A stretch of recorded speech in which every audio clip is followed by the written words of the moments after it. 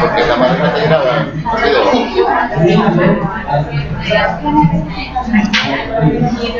¿Bien? porque cambiar ese cable.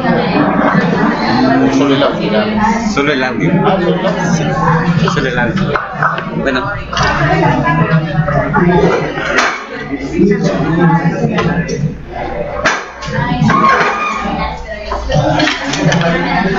Bueno. Ok, estimados, vamos a analizar lo que es el régimen de anticipo a cuenta y retenciones legales. Toda esta conceptualización la podemos encontrar en el Código Tributario. Vamos a tratar de sintetizar los aspectos relevantes que vamos a utilizar en la presente materia, ¿verdad? Y aquellos aspectos que sí, digamos, van a estar relacionados con las diferentes transacciones que vamos a realizar. De hecho, el Código Tributario, como he mencionado en otras ocasiones, el estudio de los impuestos solo ello implica una especialización. Sin embargo, pues vamos a tratar de explicar de una manera sencilla en qué consisten las diferentes figuras que están establecidas en el Código Tributario. Por ejemplo, tenemos el régimen de anticipo a cuenta y retenciones.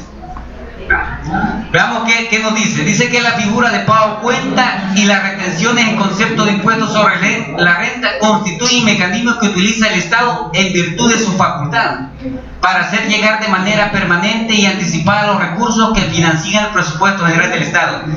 En otras palabras, nos dice de que en el Código Tributario están establecidas figuras tributarias de tal manera que el fisco, en sus facultades legales establecidas desde lo que es la Constitución y otras leyes, facultado en esas leyes, hay figuras en las cuales, digamos, el fisco, su objetivo es tener siempre dinero, no obstante que esas obligaciones tengan un vencimiento posterior. Por poner un ejemplo, el impuesto sobre la renta de un ejercicio fiscal vence el pago del 1 de enero al 30 de abril, es decir, digamos que la empresa tiene que 4 meses después de haber finalizado el ejercicio fiscal, tiene 4 meses para liquidar y pagar ese impuesto. No obstante, el fisco, ¿verdad?, a través de sus facultades legales o el Estado ha implementado esa figura que en lugar que usted le pague el 100% de la renta que le correspondería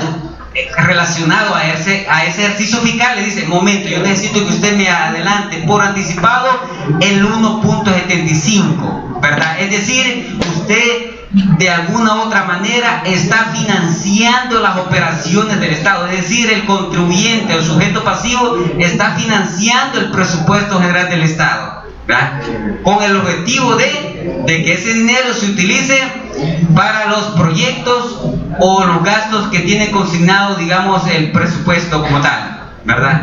Imaginémonos que si el Estado no recibiera el pago a cuenta y todas las empresas tuvieran que pagar, digamos, por ejemplo, en este caso, abril 2016, ¿verdad? Eso significaría que en ese escenario, durante enero, febrero hasta diciembre de 2015 no hubieran pagado.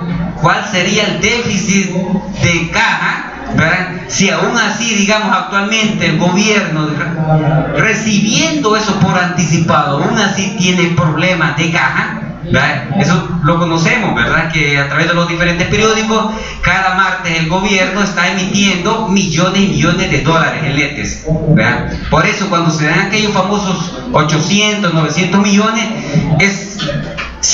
la expectativa del pueblo sería de que ese dinero se invierta, digamos, en proyectos de inversión. Sin embargo, generalmente esas millonadas de dinero se utiliza para pagar las deudas de corto plazo, que son los letes, ¿verdad? Entonces, básicamente nos endeudamos y no hay mayor impacto en lo que es la inversión. Entonces, así funciona a grandes rasgos en la figura del pago a cuenta. Otra de las figuras es las retenciones. Las retenciones legales que realiza, digamos, el patrono.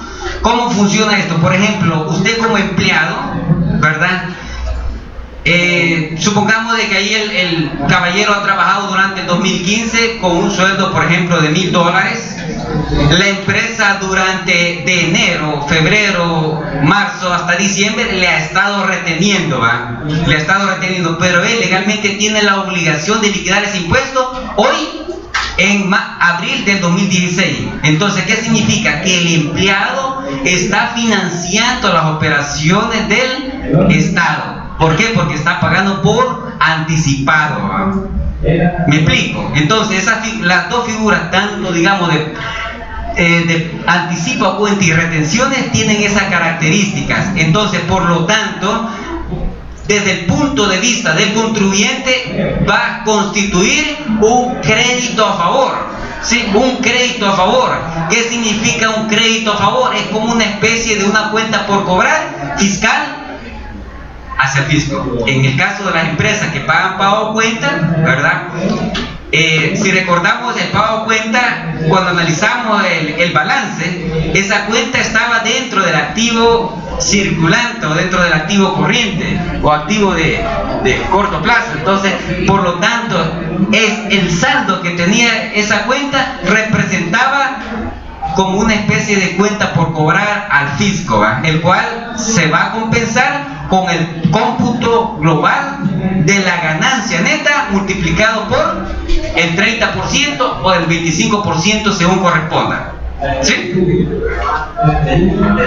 Entonces dice, el pago a cuenta y las retenciones son pagos parciales que los contribuyentes tienen que realizar. Estos pagos representan un crédito a favor, es lo que estamos hablando, un crédito a favor.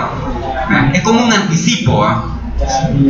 A utilizar al finalizar el ejercicio fiscal. ¿Vean? Entendiendo que el ejercicio fiscal es del 1 de enero al 31 de diciembre de X años y al momento de liquidar el impuesto. ¿Sí? Por ejemplo, el ejercicio fiscal para efectos de impuestos sobre la renta, repito, es del 1 de enero al 31 de diciembre del 2015. ¿Sí? Pero este impuesto, mientras la empresa está elaborando sus estados financieros, ¿verdad? En ese proceso de elaboración y preparación, ¿verdad? Computa su impuesto y todavía tiene un plazo para pagar hasta el 30 de abril. ¿Verdad? Hasta en ese momento va a tener que hacer, digamos, el comparativo, lo que le corresponde pagar, menos lo que ya enteró o pagó. El término de enterar significa pagar. Entonces, no tiene que cuadrar la empresa con las prestaciones que ha realizado en el formulario 910. Exacto.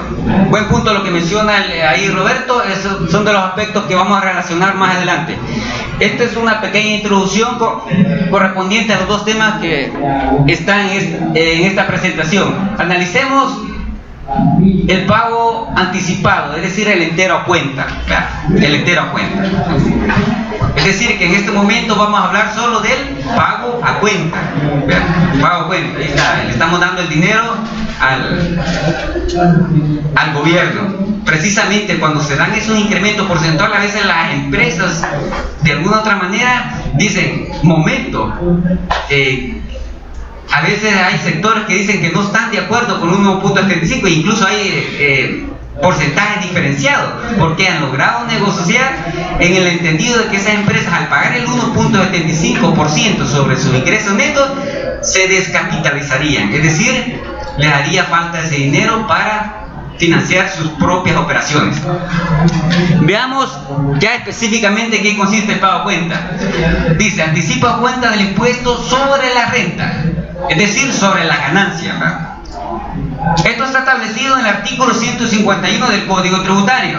Dice, este sistema de recaudación del impuesto sobre la renta por medio del anticipo a cuenta consiste en enteros obligatorios, es decir, en pagos obligatorios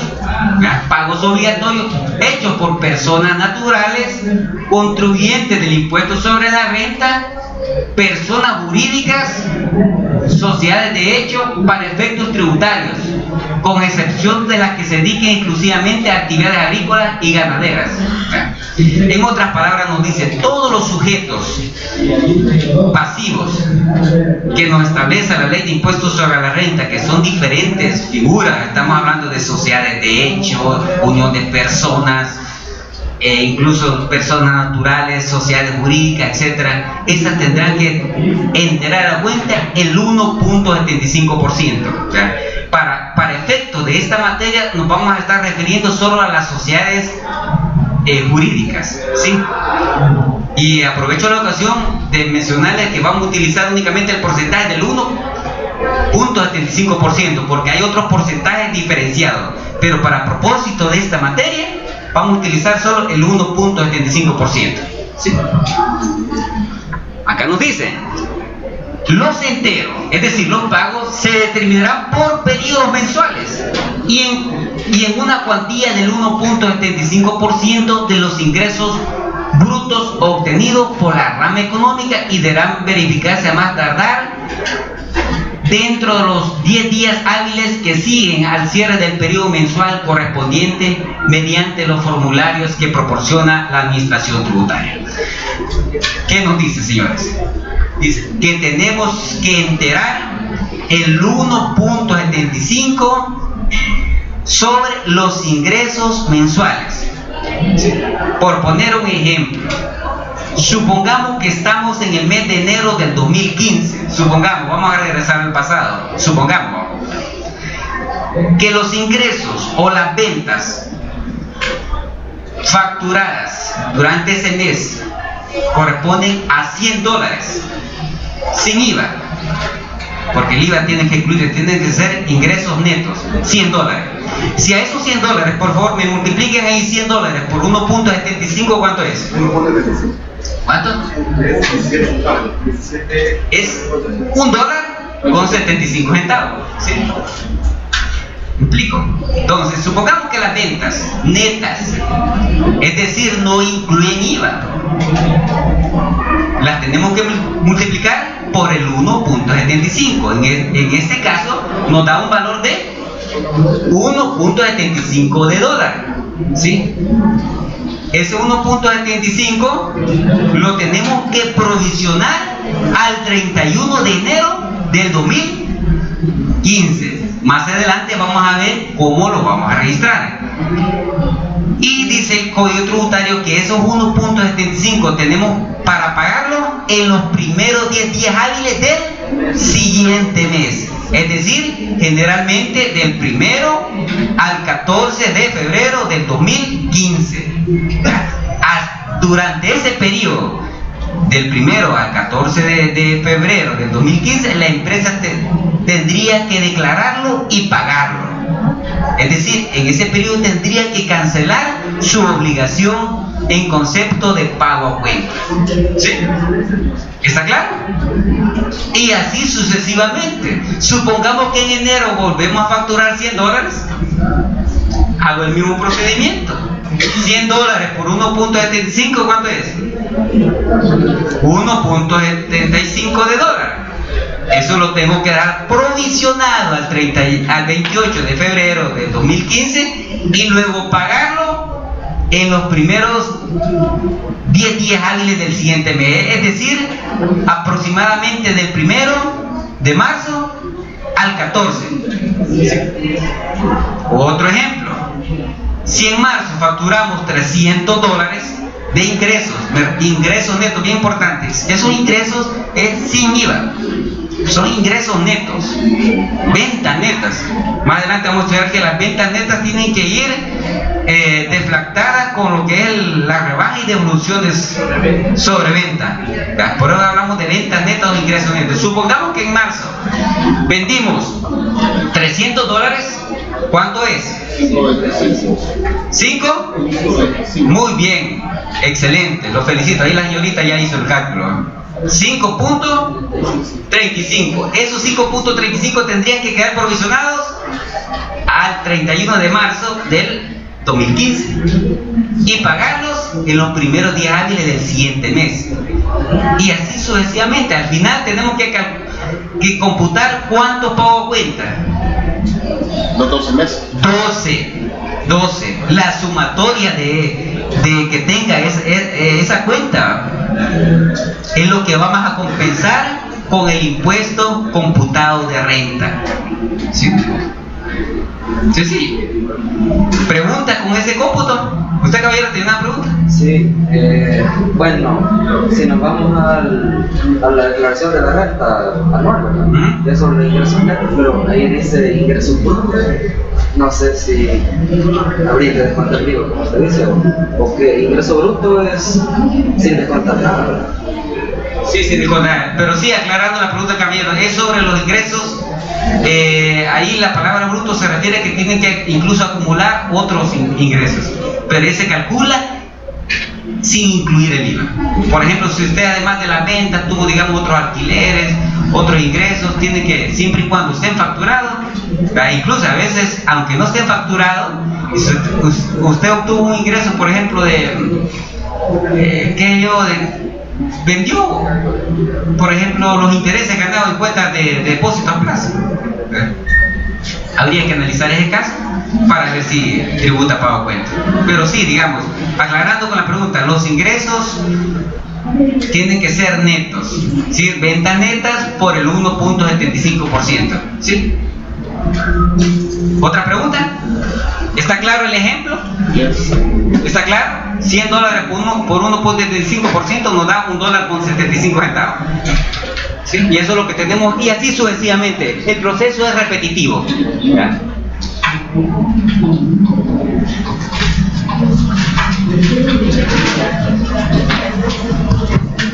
Analicemos por favor las retenciones a empleados. Esta es la segunda figura que utiliza, digamos, el Estado en función de las facultades que tiene, retener, ¿verdad? Es decir, ya hay agentes de retenciones facultados por ley a retener para que los contribuyentes enteren en forma anticipada. Analicemos más detenidamente cómo funciona.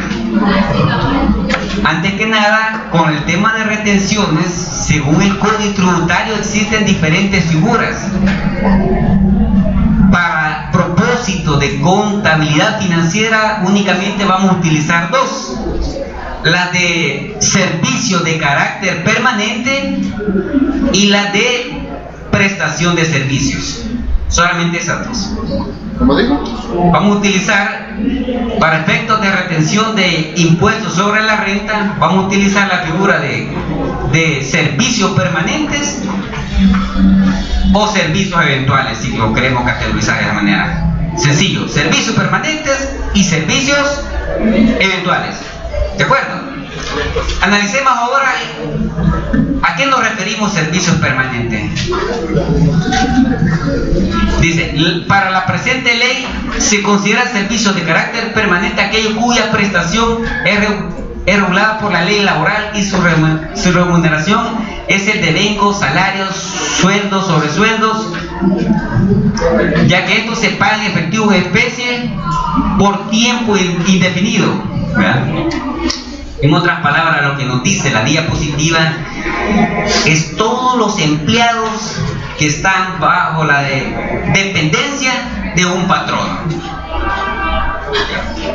Y que usted, digamos, para efectos de prestaciones laborales, tiene que sujetarse de conformidad al Código de Trabajo. Es decir, usted devenga un sueldo o un salario, a usted le pagan aguinaldo, a AFP le cotizan en la planilla del seguro, etc. Usted está como empleado, ¿sí? De carácter indefinido. Entonces, por lo tanto, como usted es empleado, se le va a aplicar la tabla de retención de renta. Ya vamos a analizar en qué consiste la tabla de retención de renta y cómo la calculamos, ¿verdad? Entonces, en este momento nos vamos a enfocar que usted es empleado, ¿sí? Creo que aquí hay varios que trabajan como empleados. Levante la mano, por favor. Muy bien. Sí, creo que algunos le han de retener renta, la mayoría creo que le han de retener renta. Sé que ya hay experiencia en eso. Entonces, veamos. Retención por servicios de carácter permanente. Dice, según el artículo 155, dice, toda persona natural o jurídica, sucesión o fideicomiso que pague, es decir, en este caso la empresa va a pagar, o acredite a una persona natural en la República una cantidad en concepto de remuneración por servicios de carácter permanente, está obligada a retener el importe que como anticipo del impuesto sobre la renta le corresponde de acuerdo a las respectivas tablas de retención. ¿Qué nos dice este artículo? Nos dice, señores, ustedes como empresa o como sociedades jurídicas, que son las que vamos a hablar, ¿verdad? Usted como empresa, por ley está obligado a retenerle impuestos sobre la renta cuando usted le pague a sus empleados. Así de fácil, eso es lo que nos dice ese artículo. No lo vamos a leer textual. Repito, señores, usted como empresa, puede ser una persona natural o una persona jurídica, cuando pague, ¿sí?, usted va a retener. ¿Qué significa retener? Un ejemplo sencillo. Usted gana $500, ¿sí?, pero aplicando la retención resulta que hay que descontarle $30. Entonces, ¿cuánto le pagaría la empresa a usted? Excelente, 470, como dice ahí la señorita, 470. ¿Sí? ¿Sí? Repito, supongamos que usted es el único empleado, usted tiene un sueldo de $500 y en este caso solo nos vamos a referir a la retención de impuestos sobre la renta, no vamos a involucrar en este momento de IS, AFP. Poco a poco vamos a ir agregando todos esos ingredientes. El gasto de la empresa, ¿cuánto es en primer lugar? En este caso, 500, ¿sí? ¿Cuánto le va a pagar, digamos, la empresa a usted? 470, ¿sí? Porque le está reteniendo 30. ¿Qué? ¿Quién está tributando ahí? El empleado, porque él está recibiendo menos y ese dinero que a usted le dan en una menor cuantía lo toma algo en la empresa, es decir, ya se quedó con ese dinero y lo tiene que pagar al gobierno o al fisco, ¿sí? Entonces, si en el momento que la empresa le hace una retención, para la empresa, ¿qué es? ¿Un activo o un pasivo? Pasivo. ¿Qué es? Pasivo. Excelente, los felicito porque vamos por buen camino, ¿verdad? Es un pasivo, es una obligación, porque esa retención de esos $30 no son de la empresa, lo tiene que enterar o pagar al fisco. Entonces, vamos a definir en este momento, porque las retenciones siempre vamos a estar hablando. Cuando hablemos de retenciones de diferente tipo, pueden ser retenciones de renta o de IVA, nos vamos para la contabilidad de la empresa va a ser un pasivo, es decir, una obligación de corto plazo que tendrá para posteriormente liquidar esa deuda. ¿Y cómo la va a liquidar? Con un cheque, pagando en efectivo. Entonces, recapitulando, ¿cómo funciona la retención? Repito, está el empleado que tiene un sueldo de $500 y le hemos computado, es un ejemplo hipotético, $30. En ese momento, si la empresa le paga mensualmente, le tendría que pagar al 30 del mes 470, ¿sí? Y los $30 los retiene la empresa para posteriormente enterarlos o pagarlos al fisco. Así funciona esto. ¿Cómo? ¿Qué pasaría para la empresa en este caso si no hace la retención? Si no hace la retención, pues si la empresa tiene auditoría fiscal, cuando llegue la auditoría fiscal le va a hacer esa observación, eso por un lado. Y si llega el fisco, pues le va a poner las respectivas multas, tanto en renta como por no retener. Pero eso sería solo en caso que no tenga, por ejemplo, lo del seguro, lo de AFP, ¿verdad? Entonces esa retención solo en este caso. Eso es bien importante. Para efectos de conta 1 nos vamos a referir a dos tipos: servicios de carácter permanente y servicios de carácter eventual. En este caso es importante mencionar, tomando ahí la pregunta de ella, que nos estamos refiriendo a empleados que tienen una dependencia laboral, es decir, no estamos asumiendo, así debe ser, que a ese empleado ya se le cotiza seguro, AFP, etc. Todo lo de planilla. Sí, goza de todas las prestaciones según el Código de Trabajo. ¿Me explico? Sí, sería todas las retenciones de AFP Seguro más también esa retención. Exacto, así es. Ahorita en este momento vamos a ir paso a paso y ya le vamos a agregar todos esos ingredientes que usted menciona. Pero nos estamos refiriendo a un empleado que trabaja bajo la dependencia de un patrono o un empleador. ¿Sí? Y en ese caso, si le queda un saldo a favor a una empresa, digamos, si a la empresa le han retenido aparte del, digamos, número uno, una empresa aparte de todas las operaciones que ha hecho al final del año, ¿verdad? Ha llegado con $100,000, pero dentro de todas las deducciones que hicimos anteriormente, se acuerda de ya sacar los gastos, costos, todo, y llegar hasta el punto donde ya entra también el pago a cuenta, pero a esa empresa le han retenido también, porque como es una micro, como es una pyme y trabaja con grandes contribuyentes, los grandes contribuyentes le retienen el 1%. Ese saldo siempre le quedaría a favor. Importante, vamos a ir paso a paso, y sí, la pregunta de Roberto es válida, en el sentido de que ir ya diferenciando poco a poco. Con la retención que se refiere a Roberto es el 1% de retención de IVA.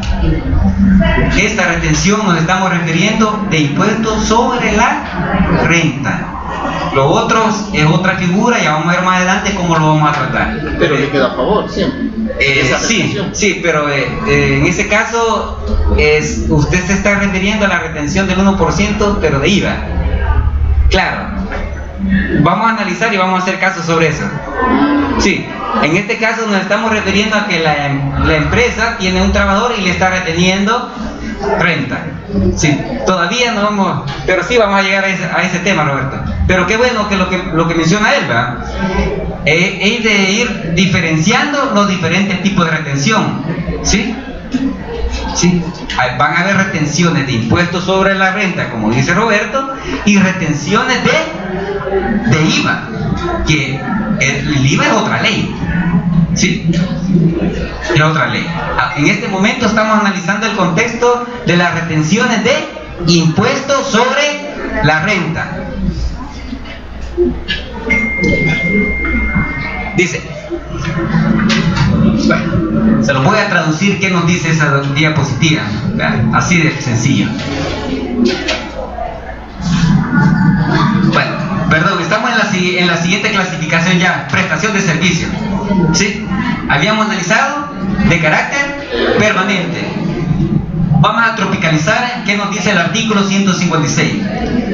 Una empresa, ya sea natural o jurídica, va a retener el 10% cuando pague a una persona natural y sea en concepto de servicios.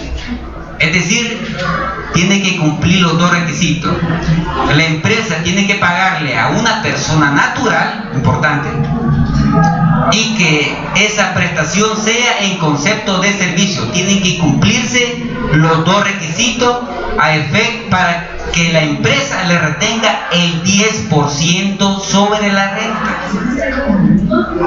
Por poner un ejemplo, la empresa le está pagando al fontanero por una reparación que le hizo y le cobró $100. Analizamos la transacción. En primer lugar, el fontanero es persona natural o jurídica. Natural. Es persona natural porque no lleva ahí las SADCB. Nos vamos a quedar sobre ese término porque solo la explicación de las sociedades es amplio, ¿va? Pero es una persona natural porque es Juan Pérez, digamos. Juan Pérez o cualquier nombre. Andrés Hernández, ¿verdad? Llegó como fontanero y llegó ahí a reparar ahí la fuga que había de agua. ¿Cumple con el primer requisito? ¿Es persona natural? ¿Sí? ¿Es servicio? Sí. Ok, entonces la empresa tiene que retenerle el 10% de renta. Por ejemplo, si el fontanero cobró $100, ¿cuánto sería la renta? $10. ¿Cuánto le tendría que pagar? 90. Excelente, muy bien. Y los $10 que retuvo la empresa, ¿lo vamos a registrar como activo o como pasivo? Pasivo, es una obligación porque ese dinero, ¿quién está tributando? El fontanero. Es dinero del fontanero, porque si no existiera la figura de la retención, ¿cuánto le tendrían que pagar al fontanero? $100. Entonces viene, digamos, la empresa, solo le retiene y después tiene la obligación de enterárselo al fisco. ¿Sí? ¿Estamos bien? Entonces ya hemos analizado las dos figuras que vamos a ver. Ese tema que se le hace al fisco, a largo plazo es a favor del